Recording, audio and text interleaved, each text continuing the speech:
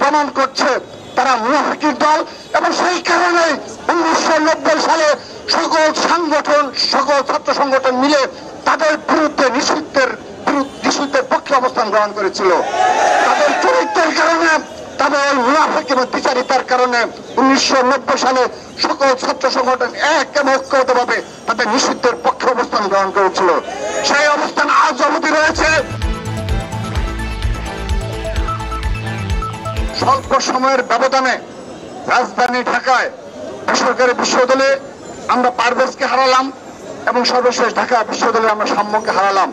স্বাভাবিকভাবে ছাত্র দলের নেতা কর্মীরা যারা বিগত 15.5 বছর এই খুনি হাসিনার বিরুদ্ধে প্রকাশ্যে হাসিনার চোখে চোখ রেখে, হাসিনার প্রশাসনের চোখে চোখ রেখে রাজপথে লড়াই করেছে, সংগ্রাম করেছে, তাদের হৃদয়ে রক্ত করে রয়েছে যে এই স্বল্প সময়ের ব্যবধানে তারা তাদের 2 সহকর্মীকে, পদ্মারে 2 জন নেতাকে তারা হারিয়েছে। তারা স্বাভাবিকভাবে ক্ষুব্ধ, তারা স্বাভাবিকভাবে ব্যথিত। তার খুব অবশ্যই সোশ্যাল মিডিয়ায় প্রকাশ করেছে এবং আমরা অবশ্যই সেই সময় বেশ কিছু দাবি দেওয়ার সামনে এসেছে। এটি স্বাভাবিক, কারণ ছাত্রদল বাংলাদেশের সবচেয়ে বৃহৎ ছাত্র সংগঠন। স্বাভাবিকভাবেই একজন সহকর্মীকে যখন এইভাবে হত্যাকাণ্ডের শিকার হতে হয় তাদের মনে নিতে কষ্ট হয়। এখন তো খুনি হাসিনা নেই, এখন কেন এই ধরনের হত্যাকাণ্ডের শিকার হবে ছাত্রদলের নেতা কর্মীরা?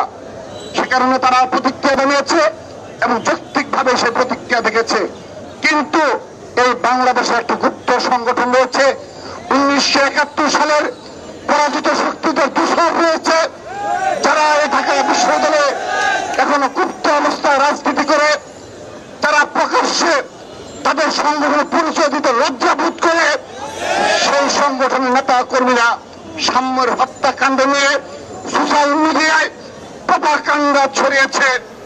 আমরা শুধু নিন্দা জানিয়ে ক্ষান্ত হব না, আমরা তাদেরকে দাঁত ভাঙা জবাব দেওয়ার জন্য আমরা যখন মনে করব তাদেরকে রাজপথে আমরা সেভাবে জবাব দেব।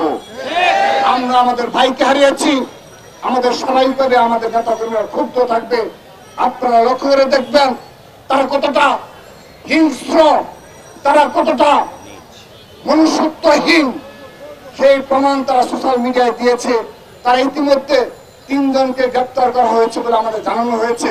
যদিও আমরা এই বিষয়ে স্পষ্ট বক্তব্য রাখছি না, কারণ বিশ্ববিদ্যালয় প্রশাসন আনুষ্ঠানিকভাবে আমাদের অবহিত করেনি যে এই 3 জনই সত্যিকার অর্থে সামনের খুনি এবং সেই হত্যাকাণ্ডের সাথে পুরোপুরি জড়িত, আমাদেরকে তারা স্পষ্ট করেনি।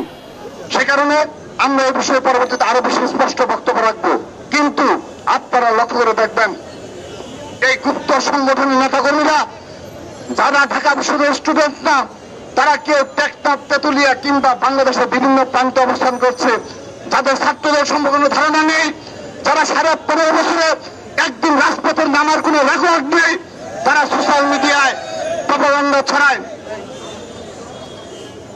সম্রাট নামে যে একজনকে গ্রেপ্তার করা হয়েছে, সে নাকি শ্রমিক দলের সাংগঠনিক সম্পাদক। সেজন্য প্রিয় ভাইরা, আজকে এখানে আমরা উপস্থিত করেছি সেই সম্রাটকে, যিনি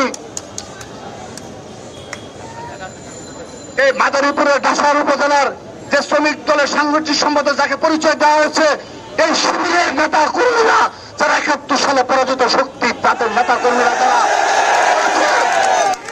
সম্রাট সাংগঠনিক সম্পাদক। হ্যাঁ, এই সম্রাট সাংগঠনিক সম্পাদক,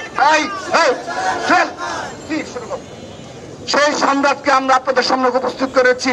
এই সেই সম্রাট যার সোশ্যাল মিডিয়াতে আপনারা দেখবেন শত শত কর্মসূচির, যারা খুনি হাসিনার বিরুদ্ধে লড়াই সংগ্রামের, যার অনেকগুলো ফুটেজ রয়েছে। সেই সম্রাট সাংগঠনিক সম্পাদক একই এলাকায় বাড়ি হওয়ার কারণে তারা কতটা দুষ্ট প্রকৃতির ছাত্র সংগঠন হলে তারা এই খুঁজে বের করে সেই সম্রাটকে ওই সম্রাট বলে চালিয়ে দেওয়ার মানসিকতা রাখে। তারা নিজেদের ইসলামিক ছাত্র সংগঠন মনে করে। আমি বিশ্বাস করি তারা একটা মুনাফিকের সংগঠন। তার প্রমাণ আবারও সাম্য হত্যার মাধ্যমে এবং সম্রাটকে এবং আবারও তারা এই সম্রাটকে ওই সম্রাটকে একই ভাবে মিলিয়ে প্রমাণ করছে তারা মুনাফিকের দল। এবং সেই কারণে 1990 সালে সকল সংগঠন, সকল ছাত্র সংগঠন মিলে তাদের বিরুদ্ধে নিষিদ্ধের পক্ষে অবস্থান গ্রহণ করেছিল। তাদের চরিত্রের কারণে, তবে ওই মুনাফিক এবং দ্বিচারিতার কারণে 1990 সালে সকল ছাত্র সংগঠন এক এবং ঐক্যবদ্ধভাবে তাদের নিষিদ্ধের পক্ষে অবস্থান গ্রহণ করেছিল। সেই অবস্থান আজ অবধি রয়েছে। আমরা বিশ্বাস করি তাদের এই অপকর্ম এবং এই ধরনের বিচারিত চরিত্রের কারণে, মিথ্যাচারীর কারণে এবং তারা যে ভোট বাহিনী সোশ্যাল মিডিয়ায় গড়ে তুলেছে, তারা হয়তো মনে করে থাকতে পারে, তারা হয়তো মনে করতে পারে এই প্রপাগান্ডার মাধ্যমে বাংলাদেশের ছাত্র সমাজকে বিভ্রান্ত করে এই ছাত্রদলকে কলুষিত করবে এবং ছাত্রদলকে সাধারণ শিক্ষার্থীদের দূরে সরে দেবে। স্পষ্টভাবে বলতে চাই, এই ঢাকা বিশ্ববিদ্যালয় চত্বরে দেখে দাও, ঝড় বৃষ্টিকে উপেক্ষা করেও শত শত সামনের ভাইয়েরা এখানে রাজপথে অবস্থান গ্রহণ করেছে। তোমাদের মিছিল কত বড় হয় আমরা লক্ষ্য করে দেখেছি। স্বাধীনতার পর থেকে কার কি অর্জন আমরা অবগত রয়েছি। ছাত্র সমাজের পক্ষে, সাধারণ শিক্ষার্থীদের পক্ষে এই ছাত্র দল ব্যতীত আর কোন ছাত্র সংগঠন উল্লেখযোগ্য কোন অর্জন নেই।